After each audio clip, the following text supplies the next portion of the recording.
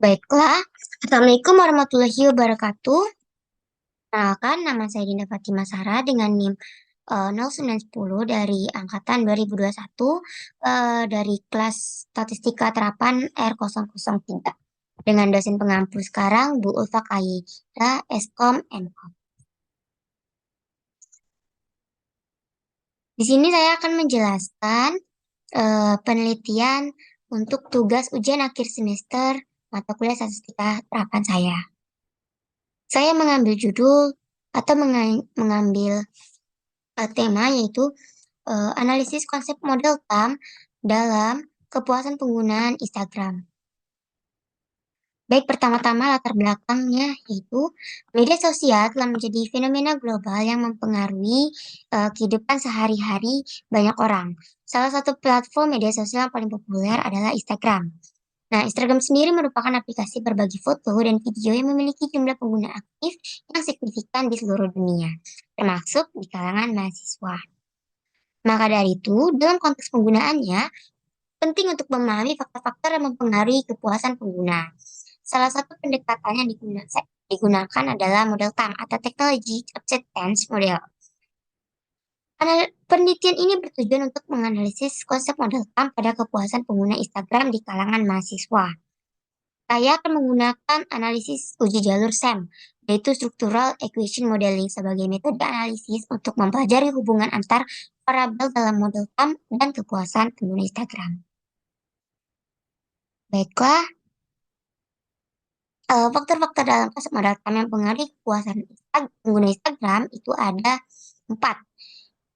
Ini berdasarkan konsep model TAM ya, beberapa yaitu kemudahan pengguna, kegunaan, norma sosial, dan juga faktor eksternal. Langsung saja kita masuk ke uji jalur SEM-nya ya. Pada tahap pengumpulan data, saya menentukan terlebih dahulu apa populasinya dan juga apa sampel dari penelitian yang akan saya buat jadikan tugas ini.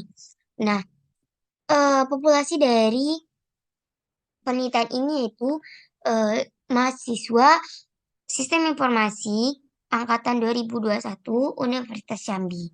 Sedangkan sampelnya itu didapatkan dari populasi yang mengisi kuesioner yang telah saya buat nantinya.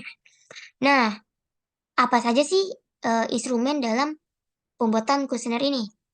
Nah, instrumen yang digunakan itu menggunakan angket kuesioner Google Form ya. Angket yang digunakan dalam penelitian ini menggunakan Stalikert. Nah, Stalikert itu responden diminta untuk memberi tanggapan dengan memilih salah satu dari alternatif dari keempat jawaban yang tersedia.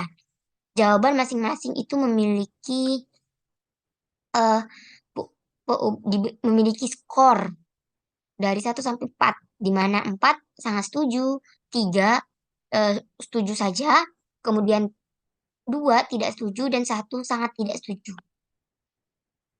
Berdasarkan konsep model TAM yang telah saya jelaskan di laporan ini, maka saya mendapatkan variabel beserta indikatornya. Variabel yang pertama itu yaitu kemudahan pengguna. Kita beri simbol X1. Variabel ini memiliki 3 indikator ya. Yang pertama, saya buat itu indikator pertama dengan simbol X1.1. Saya merasa mudah menggunakan Instagram. Kemudian seterusnya ada saya merasa mudah menggunakan Instagram. Dan yang terakhir, saya merasa Instagram memiliki fitur-fitur yang mulai dipahami. Kemudian variabel yang kedua ada X.2 ya. Di sini juga variabel yang kedua memiliki 3 indikator ya. Kita beri simbol dengan X2.1 sampai X2.3. Di mana kegunaan ini itu membahas tentang seperti fungsi-fungsi dari Instagramnya. Apakah Instagram membantu dalam berkomunikasi dengan teman atau keluarga, kemudian apakah membantu untuk mengekspresikan diri, atau membantu untuk menemukan konten yang menarik dan juga bermanfaat.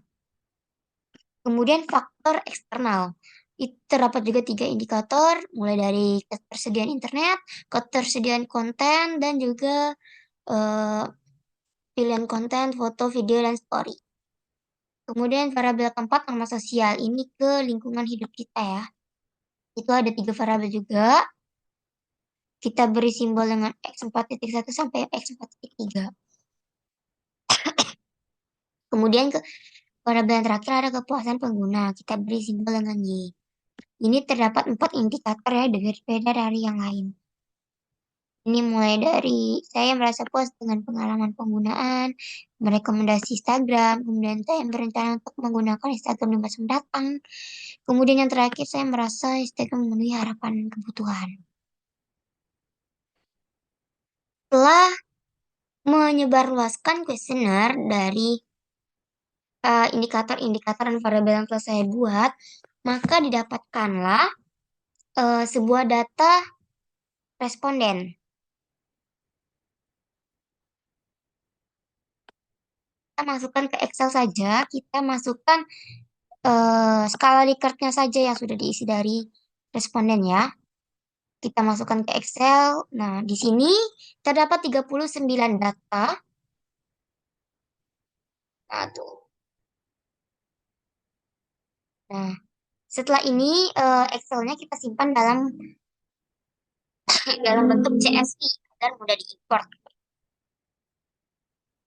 Kemudian hipotesis yang saya ajukan itu ada 4 dari penelitian ini. Yang pertama, kemudahan pengguna atau X1 berpengaruh signifikan terhadap kepuasan pengguna atau Y.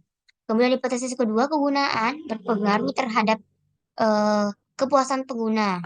Kemudian hipotesis ketiga, nomor sosial berpengaruh signifikan terhadap kepuasan pengguna.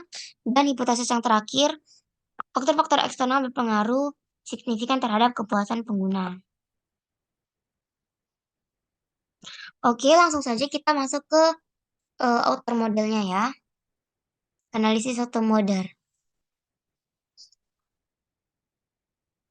Analisa outer model ini yaitu atau merupakan pengukuran bagian luar ya. Terdapat beberapa uji validitas dalam analisis ini. Kita menggunakan uji validitas konvergen, diskriminan, kemudian dan juga uji validitas reliabilitas. Nah, kita langsung masuk saja ke PLS-nya ya. Nah, apa sih itu uji validitas konvergen? Itu untuk memeriksa sejauh mana indikator-indikator dalam suatu konstruk berkorelasi satu sama lain dan mengukur konstruk yang sama. Kita bisa melihatnya dalam loading faktor ya. Oke, pertama-tama kita buat project terlebih dahulu di Smart PLS. New project.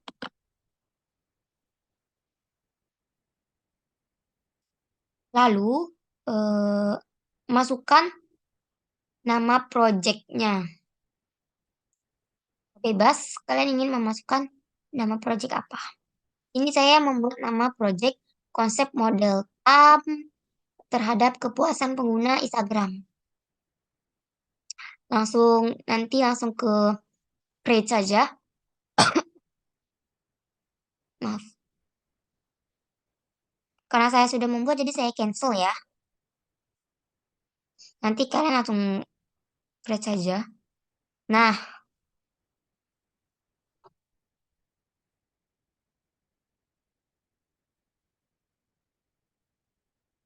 maka akan muncul menu import data file dan create model. Kita import data file terlebih dahulu ya. Kita akan mengimport data yang telah kita peroleh, yang tadi sudah kita buat, masukkan ke Excel yang berupa file CSV. Kita import data itu ke dalam Smart LS ini. Tadi file CSV saya bernama dataset akhir. Kita open.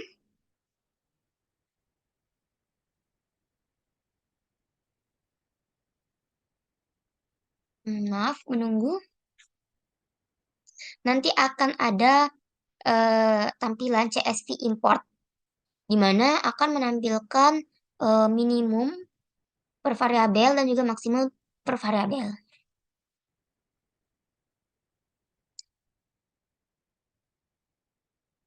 Nah, ini.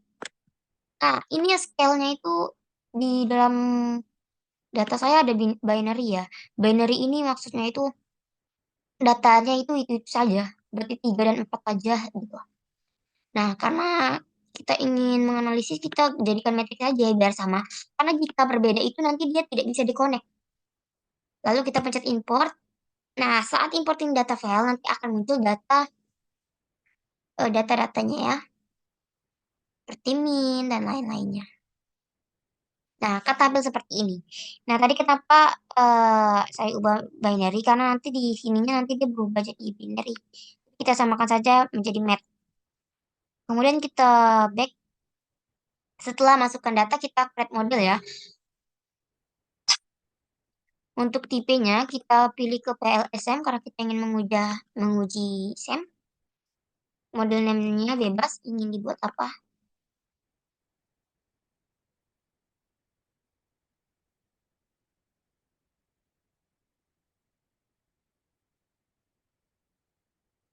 Maaf, menunggu lama. Nah, setelah itu akan muncul, nah, nah, ini dia. Setelah itu akan muncul seperti ini ya, dataset akhir ini. Kemudian kita akan membuat model terlebih dahulu sebelum menganalisis outer model dan inner modelnya. Cara itunya kita klik, kemudian kita save. Ini X1 itu variabelnya tadi kemudahan ya, kemudahan. Terusnya seperti itu ya caranya sama. Ini juga variabel yang X2 itu kegunaan ya. Variabel X3 itu faktor eksternal. Kemudian variabel 4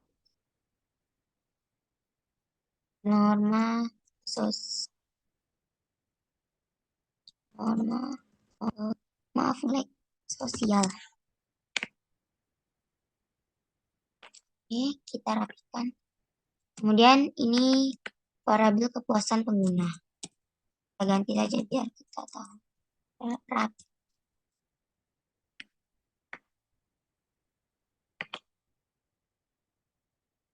Nah, berdasarkan hipotesis yang saya ajukan tadi, maka kita connect lah. Ini yang pertama ini hipotesis yang pertama ya. Kemudahan pengguna berpengaruh signifikan terhadap kepuasan pengguna, maka kita connect kemudahan pengguna dengan kepuasan pengguna. Kemudian hipotesis yang kedua itu penggunaan berpengaruh signifikan terhadap kepuasan pengguna. Kita tarik balon lingkaran ini ke kepuasan pengguna, kita connect ya. Jika udah connect dia nanti berwarna biru. Kemudian hipotesis ketiga, faktor eksternal signifikan dengan kepuasan pengguna. Kemudian hipotesis keempat, eh, norma sosial dengan pengguna. Oke, saya rapin dulu agar kelihatan ya. Oh. Setelah kita membuat modelnya, maka kita akan langsung masuk saja ke analisis outer model. Kita calculate, kemudian pilih PLSM algorithm, kemudian langsung saja masuk ke start calculation. Nah, kita akan melakukan uji validitas yang pertama, yaitu validitas konvergen. Validitas konvergen ini digunakan untuk memeriksa sejauh mana indikator-indikator dalam suatu konstruk dengan mengukur konstruk yang sama.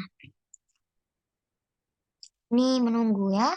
Uji validitas konvergen dilihat pada nilai loading faktornya ya, yaitu nilai yang dimiliki oleh setiap indikator dengan nilai 0,7. Namun, jika lebih besar dari 0,5 itu sudah cukup baik. Dan juga nilai average yang dimiliki tiap variabel lebih besar dari 0,5. Oke, kita akan menganalisis. Pertama-tama kita lihat dulu average-nya ya.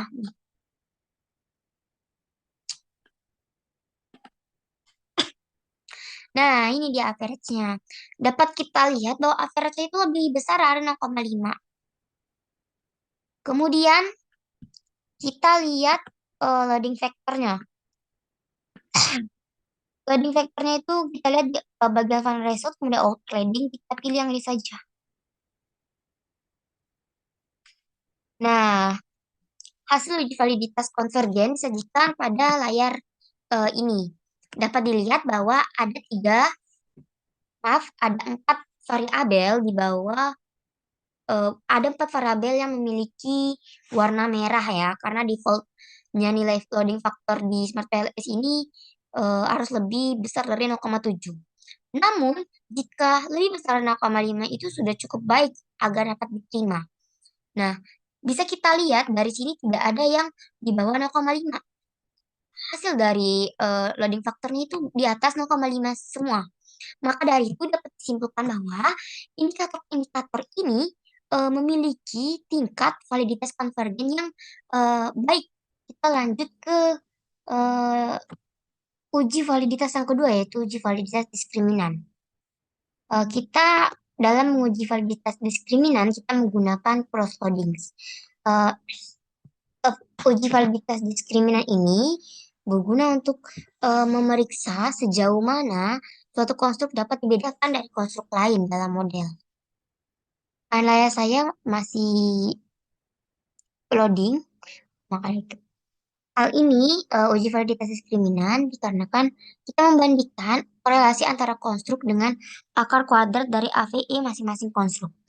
Nah, uji validitas ini kita bisa lihat di bagian cross-coding. Perbandingan nilai cross-loading dari indikator per variabel lebih besar dari nilai cross-loading indikator konstruk tersebut dengan konstruk lainnya.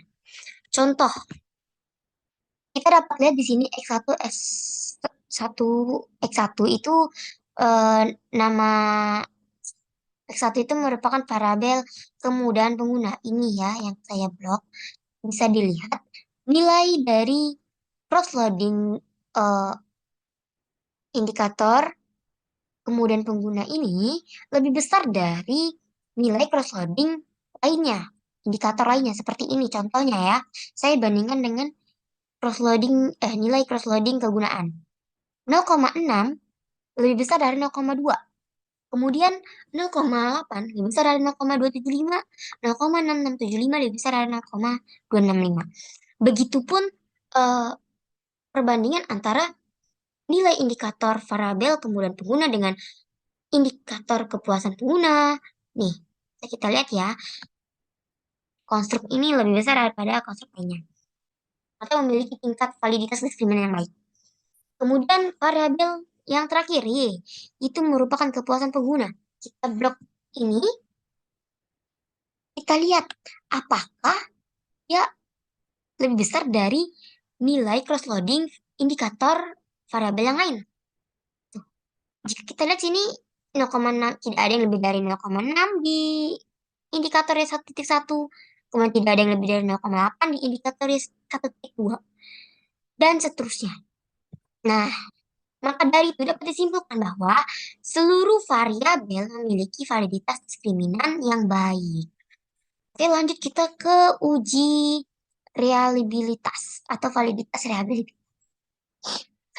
Itu uji reliabilitas digunakan untuk memeriksa sejauh mana indikator-indikator dalam suatu konstruk konsisten dan dapat diandalkan dalam mengukur konstruk yang sama.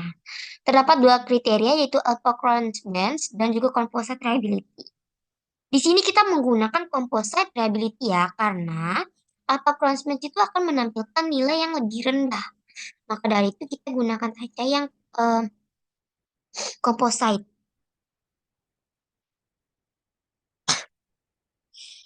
Kita lihat di bagian konstruk reliability dan validity ya. Maka hal ini menunjukkan bahwa variabel kepuasan pengguna dapat dijelaskan oleh ini variabel lainnya seperti kemudahan pengguna, faktor eksternal, penggunaan, dan juga norma sosial sebesar 53,9%.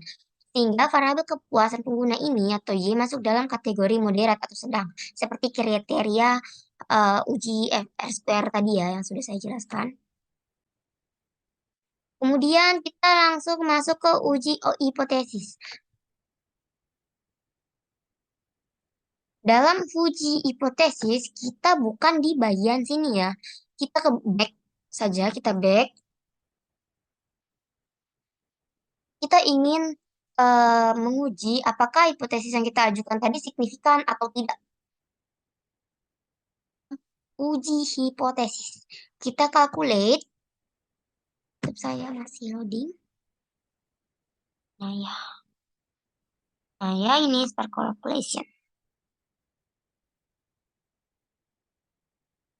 Saat kita start calculation nanti dia akan jalan sendiri dan butuh beberapa waktu.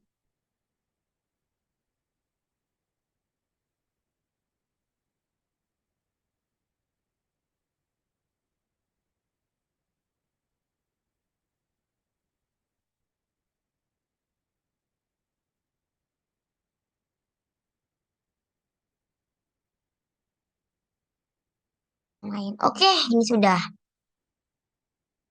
Nah, berikutlah graphical outputnya ya. Kita, oke. Baiklah, saya akan menganalisis atau menguji hipotesis di bagian total effect, kemudian yang bagian mean, STDEV, dan t-values. Nah, kita lihat. Ini kan tadi eh, faktor apa? X3 signifikan tidak dan kepuasan pengguna. Kegunaan juga signifikan tidak. Nah, kita lihat p-values-nya ya. Nih, yang saya blok. Sini hasil yang didapat itu hanya variabel kegunaan ini yang berwarna hijau ini. Yang signifikan terhadap variabel kepuasan pengguna. Kenapa? Karena sesuai syaratnya tadi, syarat uji hipotesis. Jika p-values di bawah 0,05, maka hipotesisnya signifikan. Dan 0,03 ini itu di bawah 0,05. Maka penggunaan berpengaruh signifikan terhadap kepuasan pengguna. Kenapa faktor eksternal, kemudian pengguna, norma sosial tidak signifikan kepada kepuasan pengguna? Dikarenakan p-values-nya ini berwarna merah dan yaitu lebih besar dari 0,05. Nah, contoh faktor eksternal signifikan terhadap kepuasan pengguna. P-values-nya 0,934. 0,934 itu lebih besar dari 0,05. Maka dari itu tidak signifikan sesuai kriteria uji hipotesisnya. Kemudian pengguna bukan 0,063. 0,063 ini lebih besar dari 0,05. Maka dari itu tidak signifikan juga. Kemudian norma sosial. Dia memiliki di ambang batas ya ini. P-values-nya 0,05. 50 ya. Eh, namun dia tidak signifikan juga ya. Tidak ada pengaruhnya terhadap kepuasan pengguna. Karena di sini berwarna merah. Jadi kesimpulannya hanya variabel kegunaan yang signifikan terhadap kepuasan pengguna. Nah, oke. Kesimpulan dari analisis outer model, inner model, dan juga uji hipotesisnya itu pada uji outer model, kesimpulannya ialah bahwa konstruk-konstruk yang saya gunakan pada penelitian ini dapat diandalkan atau valid. Karena indikator-indikator kuesioner memiliki tingkat uji konvergen dan diskriminan yang baik, serta dapat dinyatakan reliabilitas. Kemudian pada uji inner modelnya, pada uji inner model, kita melakukan uji R-square ya.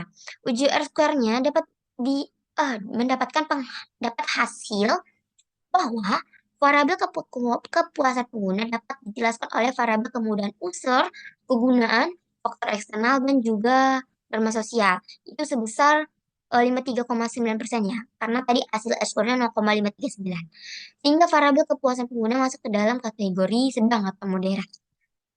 Nah, untuk uji hipotesis yang pertama itu ya, hipotesis pertama saya bacakan, kemudian pengguna Instagram berpengaruh signifikan terhadap kepuasan pengguna Instagram. Nah, yang ini ya, apakah dia signifikan? Tidak.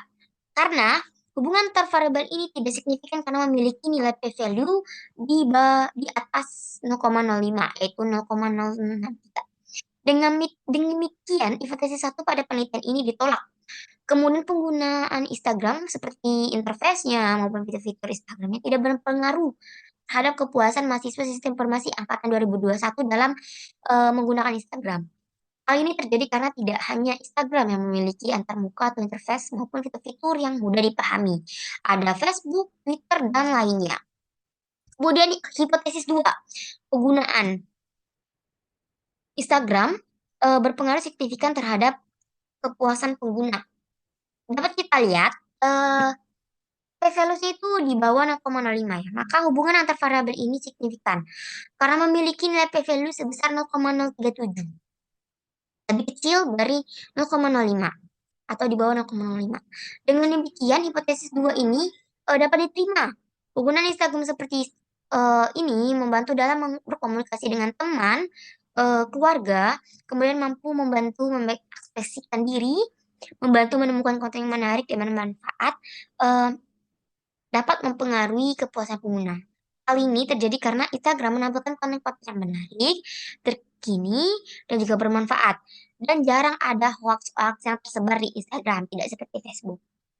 Kemudian, hipotesis yang ketiga yaitu faktor, maaf, ketiga itu norma sosial. Nih, nah norma sosial hipotesis tiga yaitu norma sosial berpengaruh signifikan terhadap kepuasan pengguna Instagram. Saat kita lihat uji hipotesisnya, maka hubungan antar variabel ini tidak signifikan karena memiliki nilai p-value sebesar 0,050 atau sama dengan dengan kriteria uji hipotesisnya yaitu 0,05. Dengan demikian, hipotesis 3 pada penelitian ini ditolak. Norma sosial pada penggunaan Instagram seperti di lingkungan mahasiswa Sistem Informasi Angkatan 2021 dalam dalam menggunakan Instagram tidak berpengaruh pada kepuasan penggunanya. Hal ini terjadi karena setiap pengguna memiliki kepribadian yang berbeda-beda dan tekanan lingkungan yang memiliki Instagram tidak berpengaruh pada puas atau tidaknya seseorang dalam menggunakan Instagram. Kemudian hipotesis yang keempat yaitu faktor eksternal berpengaruh signifikan terhadap kepuasan pengguna. Nah, seperti kita lihat evolusi ini merah ya dan lebih dari 0,05 maka tidak signifikan. Maka hipotesis 4 pada penelitian ini tolak. Faktor eksternal pada penggunaan Instagram seperti jaringan internet mahasiswa informasi angkatan 2021 dalam menggunakan Instagram tidak berpengaruh pada kepuasan penggunanya. Hal ini terjadi karena banyak WiFi umum di kampus maupun luar yang bisa diakses secara gratis. Dan hal ini juga tidak merubah persepsi pengguna dalam menggunakan Instagram. Karena Instagram tadi memiliki kegunaan-kegunaan yang cukup penting dan cukup signifikan ya. Baiklah, itulah tadi analisis eh,